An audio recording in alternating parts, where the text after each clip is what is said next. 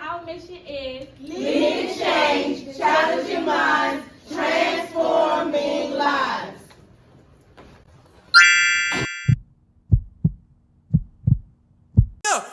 Come and hype me up. Come and hype me up. Please come and hype me up. Hype me up. Hype me up. Hype me up. Hype me up. Hype me up.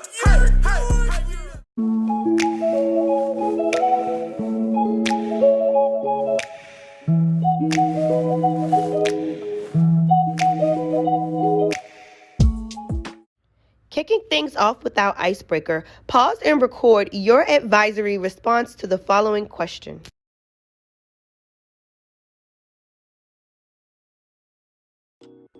All right, Jets, it's rewind time. Last week, we had an icebreaker that asked us what was our New Year's resolutions. Here are some answers to that question.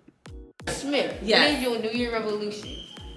I have several New Year's resolutions, but I guess one that I can share with the morning announcements would be to be more reflective and to make sure that I'm challenging myself professionally, but also personally.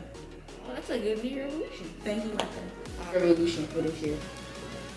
So, I don't generally do resolutions, but one thing that I definitely want to work on is being present at every moment and not worrying about tomorrow or worrying about what happened yesterday, but just enjoying the blessings and good things that are coming my way in the present moment. That's my goal. Hey, Jayla. I get some water. Okay, so I still gotta work on my mouth and my temper. I need to stop calling people my friends when they don't act like it. Like, you know what I mean? Okay, so you're gonna start compartmentalizing the people who you interact with. Yeah. Okay. And I need to keep my grades up. That's it. I don't get in trouble no more. Kentis? Work on keeping my grades up. Say that one more time. Work on keeping my grades up. Keeping my grades up. There you go. Aisha, your New Year's resolution? Slow time. I work on focusing in class and not worrying about people making notice. I worry about finishing my work and trying to get a better grade. Nice. One of my resolutions is I really need to eat better and work out more. So that's my New Year's resolution. Alright, Miss Ben, what is your New Year resolution for this year? My New Year's resolution is to stay organized and consistently work out and have more fun.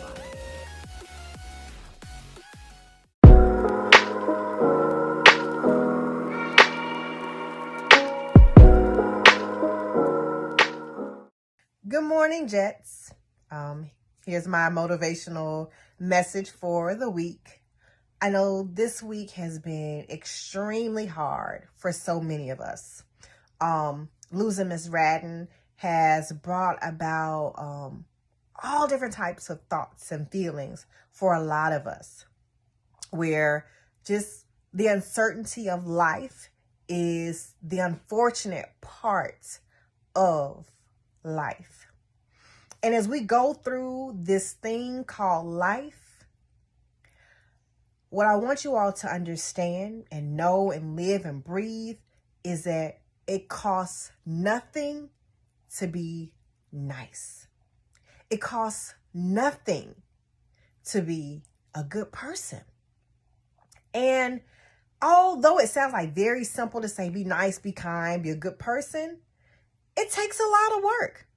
Because, of course, you know, you all on social media, on TV, in music, where it's just cool to be rude. It's cool to be nasty. It's cool to, anytime somebody says something, you feel the need to, well, I got to say something, or I got to snap back, or so-and-so ain't going to disrespect me. That's kind of, unfortunately, in our nature, in this society, the need to be that way.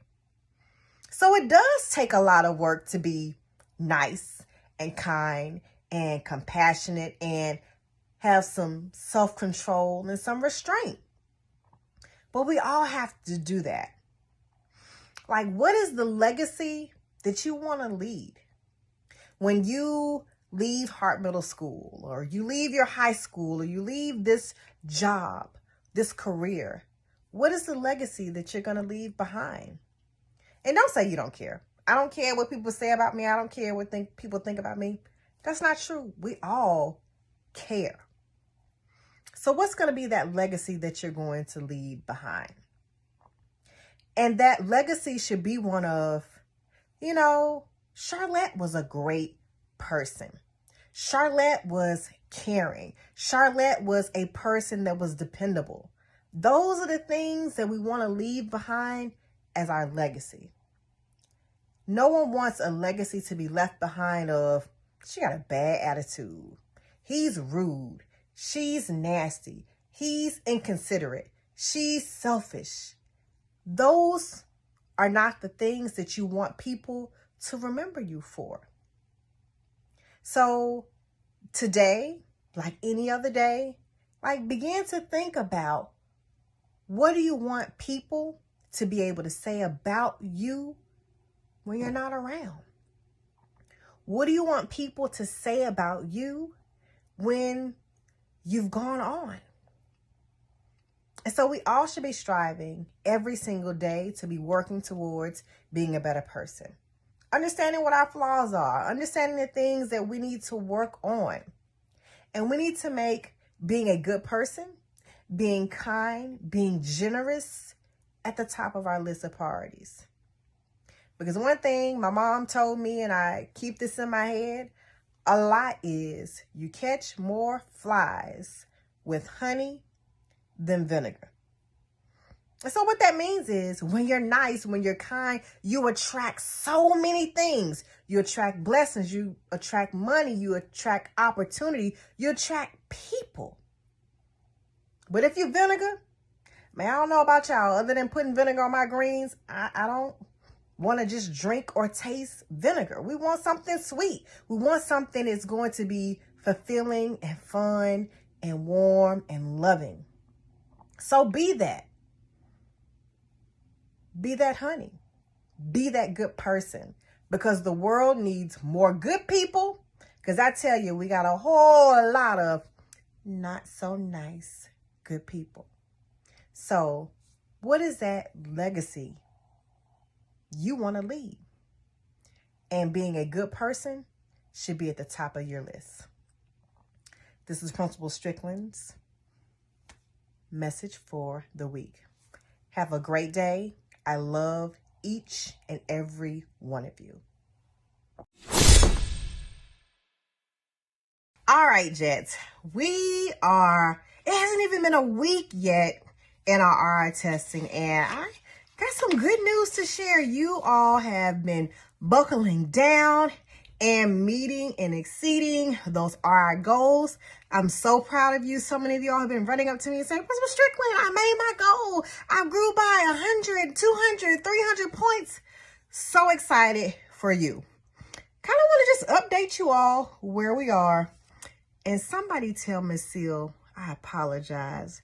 We're going to have to find some more money because you all are killing it. So right now, as of this date, 46 graders have already met their growth goal for the end of the year. They've already knocked it out. So congratulations to you all. We have 29 seventh graders who have already met their growth goal, and seventh grade just got started.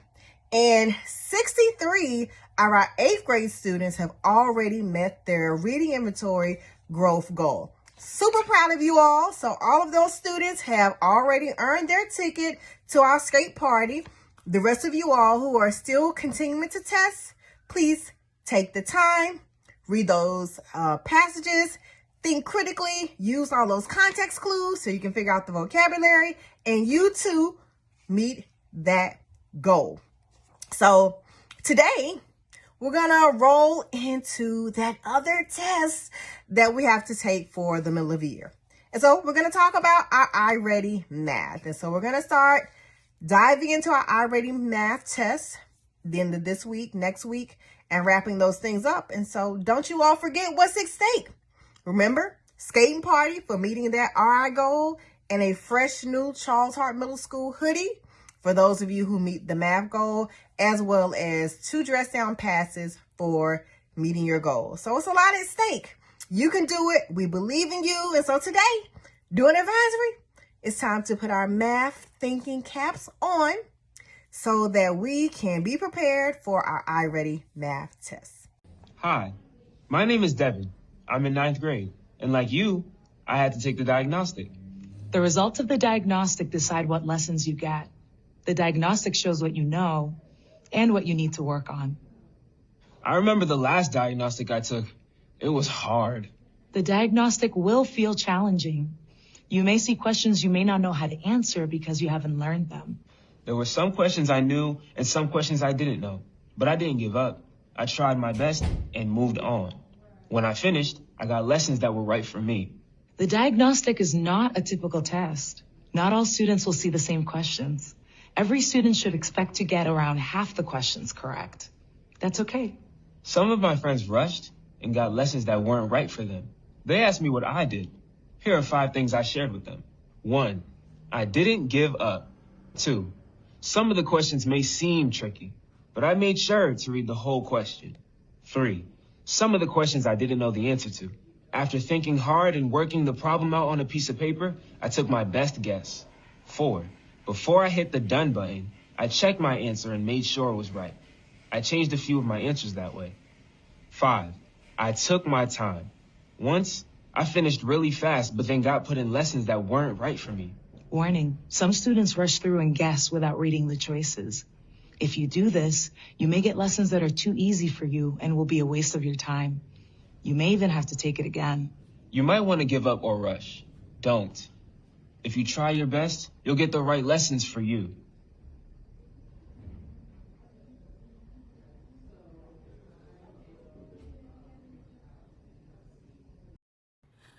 All right, it is now time for us to complete our reflection sheet. Teachers, pause the video and allow students the time to complete this sheet.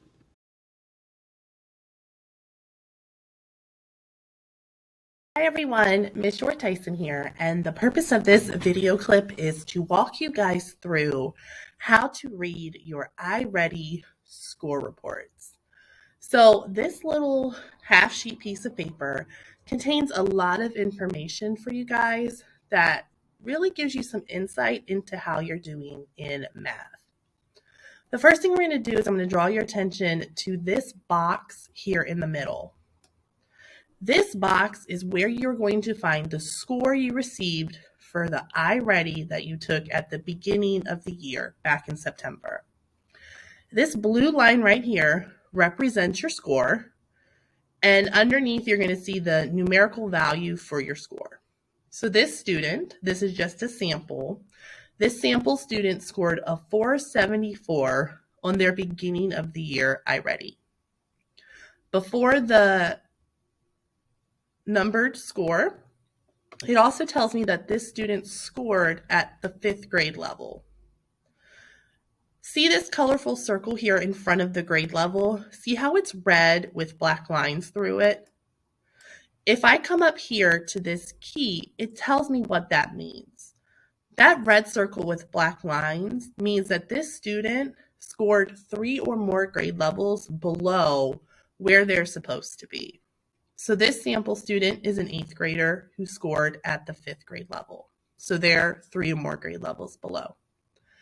If you look at that circle and your circle is red, that means you scored 2 grade levels below.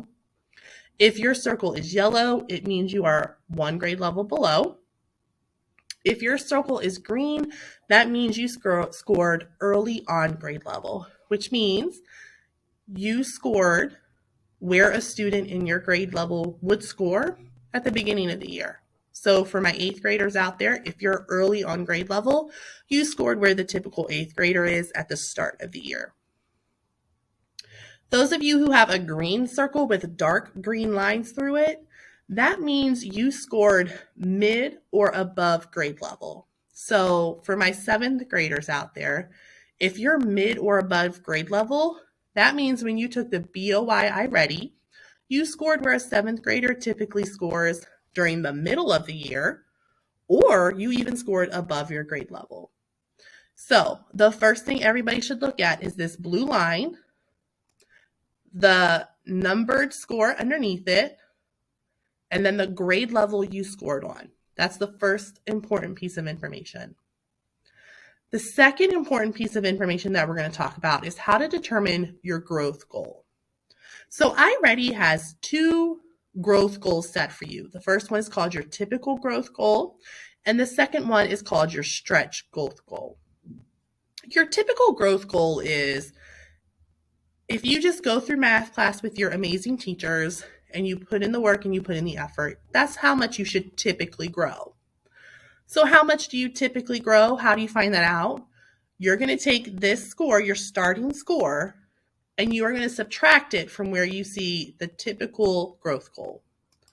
So the typical growth goal for this student is a 486. So I would do 486 minus 474, and that would give me 12. So the typical growth goal for this student is that they grow 12 points. Now, the stretch growth goal that iReady sets for you is pretty much in perfect situation where you get excellent math instruction from your teachers every day. You're in the iReady platform every day. You are giving 110%. Like you go in there and give it your all. This is the upper range of where you should score. So how do you find your stretch score? Same way. You take your starting score and you subtract it from the stretch goal that iReady set for you. So for this student to find their stretch goal, I would do 505 minus 474. So this student's stretch growth goal is about 31 points. So their typical growth is 12. Their stretch is about 31. Now, everybody is going to have their own growth goals. That's why it's important for you guys to do the math to figure out how much iReady expects you to grow. You might have a different growth goal than your neighbor. You might have a different growth goal than a classmate. I want you guys to go by what's on your score report. What does iReady expect you to grow? Now, I want to draw your attention to this green area up here at the top. What is this green area? This green area represents where you should be if you scored on grade level. So this sample student was an 8th grader, and to be on grade level, an 8th grader has to score between a 518 and a 585. This student scored a 474. So what you should be able to see is how far away this student is from the green range. This dark green line here in the middle represents where the average 8th grader is at the middle of the year. Now remember, we're taking our MOY iReady, which is our middle of the year iReady. So if you're on grade level at the middle of the year, this is where you should be. So this graph here in the middle is a great representation of where you are, how much you need to grow to hit your typical growth goal, how much you need to grow to hit your stretch growth goal, and then how much you need to grow to be on grade level, and more specifically, how much you need to grow to be at the midpoint for your grade level.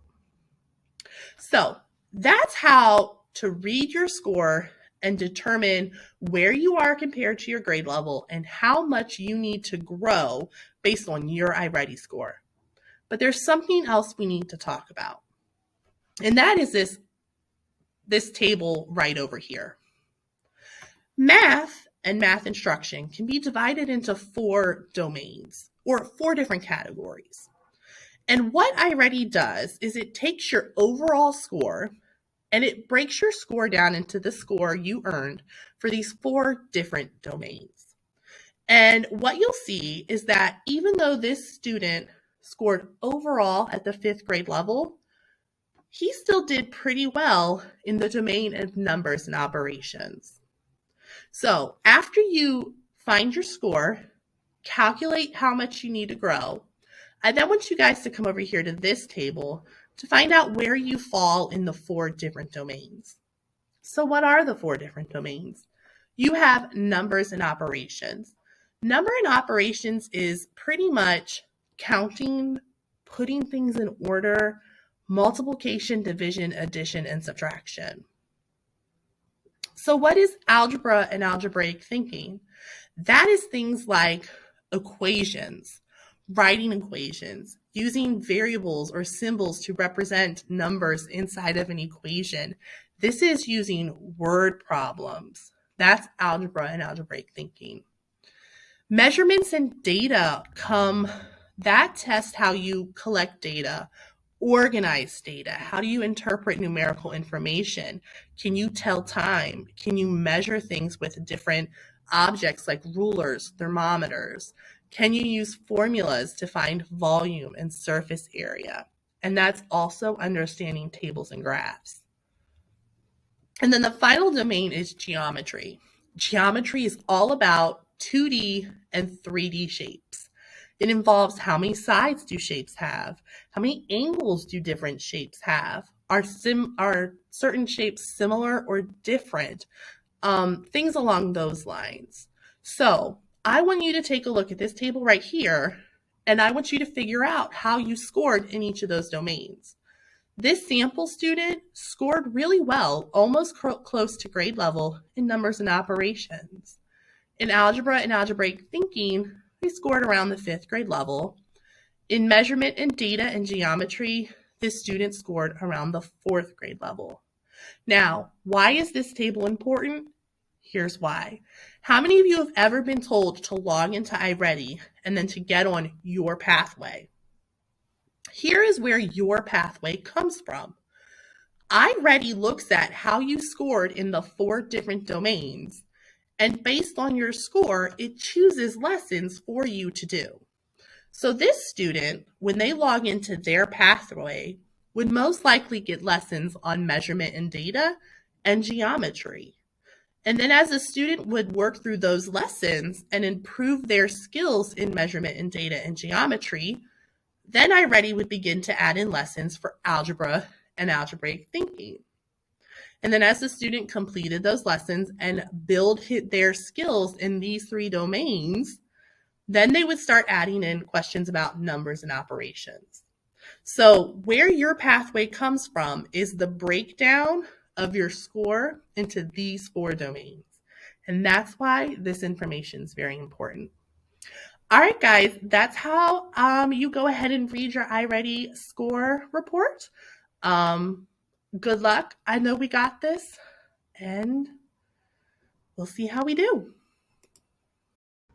All right, Jets, that wraps up our advisory lesson for the day. Before you go, discuss one test-taking strategy you will use for success. See you guys later. Bye.